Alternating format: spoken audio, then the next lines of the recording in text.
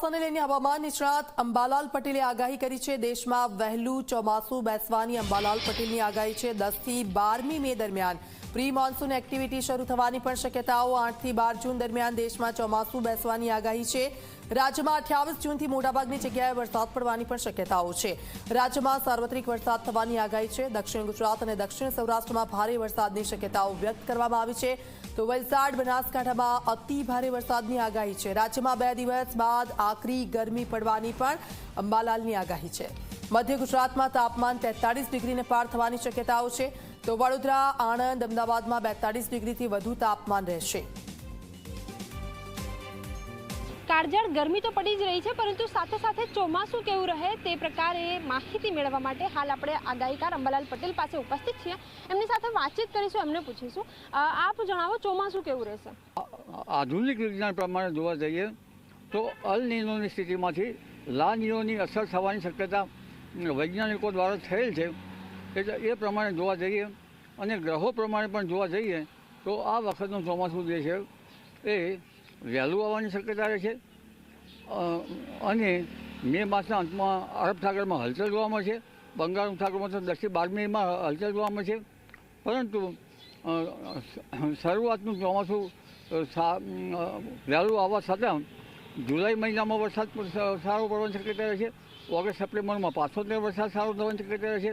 ક્યાંક ઓક્ટોબર સુધી વરસાદ થઈ શકે, પરંતુ ઓક્ટોબરમાં દરિયા કિનારે પવનનું જોર વધારે રહેશે। આહવા ડાંગ વલસાડના ભાગમાં વધુ વરસાદ થશે।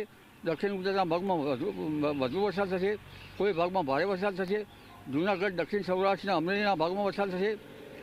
સુરતના ભાગમાં વધુ વરસાદ થવાની શક્યતા રહેશે। 8 જૂનથી દરિયામાં પવનો બદલાશે।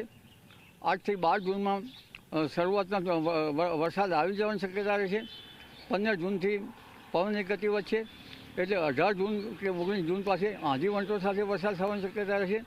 પણ સારો વરસાદ થવાની શક્યતા લગભગ 28 જૂન બાદ થવાની શક્યતા રહે છે। અને 7 જુલાઈથી સૌરાષ્ટ્રના કેટલાક ભાગમાં સારો વરસાદ થવાની શક્યતા રહેશે। 20 જુલાઈથી દેશના ભાગમાં સારો વરસાદ થવાની શક્યતા રહેશે। ઓગસ્ટ સપ્ટેમ્બરમાં પાછો વરસાદ સારો થવાની શક્યતા રહેશે અને ઓક્ટોબરમાં પણ વરસાદ થવાની શક્યતા રહેશે। પરંતુ શરૂઆતનો વરસાદ ભિન્ન ભાગોમાં વધતો ઓછો રહેવાની શક્યતા રહે છે। જેમાં બનાસકાંઠાના ભાગમાં વધુ વરસાદ રહે છે, સૌરાષ્ટ્રના ભાગમાં વધુ વરસાદ રહેવાની શક્યતા રહે છે, અમરેલીના ભાગમાં કંઈક વરસાદ રહેવાની શક્યતા રહે છે અને દક્ષિણ ગુજરાતના ભાગમાં વરસાદ રહેવાની શક્યતા રહે છે। કચ્છના ભાગોમાં પણ પવન સાથે વરસાદ રહેવાની શક્યતા રહે છે। પાક માટે આ ચોમાસું શરૂઆતના ચોમાસા શરૂ થયા પછી ક્યારેક બ્રેક પડતી હોય છે। એટલે એ વખતે જો જે કાતરા નામની જીવાત છે, ગુજરાત હેરી કેટરપિલર, એનો જો ઉપદ્રવ વધે તો ચોમાસામાં બ્રેક થઈ શકે છે। પાછો જે ચોમાસું સારું છે, પણ નિંગલ અવસ્થાના પાકને જે નુકસાન કરવાની શક્યતા રહે છે અને પવનની ગતિના કારણે કેટલાક પાક પડી જવાની શક્યતા રહે છે। સપ્ટેમ્બરના આગળ ઓક્ટોબરમાં એ પાથરાઓમાં જીવાત પડવાની શક્યતા રહે છે।